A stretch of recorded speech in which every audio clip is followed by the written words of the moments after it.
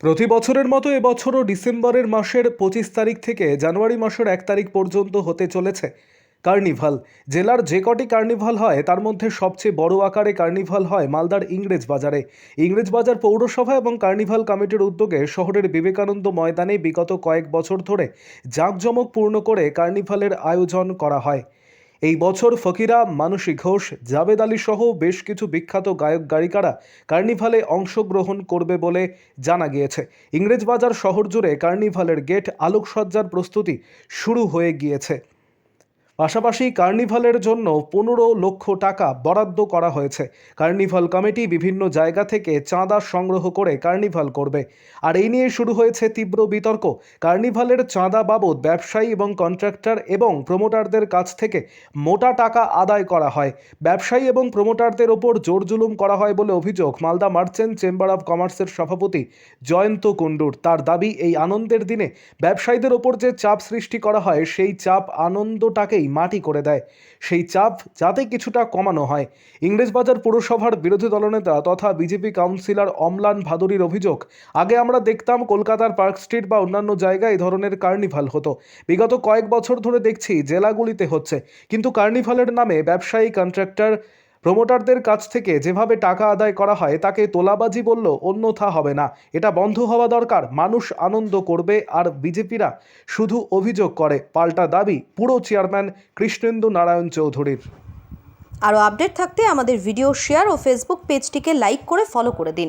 কারা করছে কার্নিভাল করার জন্য বাজেট কি ধরা হয়েছে, আর কোন কোন আর্টিস্ট আছে, কোথা কোথা দেখাচ্ছে, মালদাবাজি কতটা? প্রথমত বলছি, ইংরেজবাজার উদ্যোগে বেশ কয়েক বছর ধরে একটা মেগা কার্নিভাল হয় এবং সেই কার্নিভালে বম্বে এবং রাজ্যের আছে, যেমন 25 তারিখ সনমাল আলী আসছেন, অরুণিতা কাঞ্জিলাল আসছেন 26 তারিখে, 27 তারিখে হচ্ছে মানসী ঘোষ যে এবার ফার্স্ট হয়েছে, ফকিরা আসছে 28 তারিখে, 29 তারিখে হচ্ছে নাকাশ আজিজ, আর সিনজিৎ দাস 30 তারিখে, 31 তারিখে আছে আলবার্ট কাব্য, আর 1 জানুয়ারি আসছে জাবেদ আলী।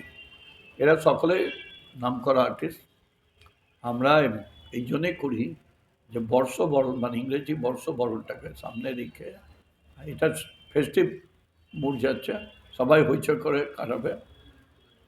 গত কয়েক বছর ধরে দেখেছি গোটা শহর এবং শহরের বাইরে অন্য জেলা থেকেও এই কার্নিভালে এসছে, এবং আমাদের জেলা সমর্থা, পুলিশ সুপার, ইংরেজবাজার মিউনিসিপালিটি তো বটেই, আদার্স আর হচ্ছে, প্রত্যেকেই আমাদেরকে সাহায্য করে।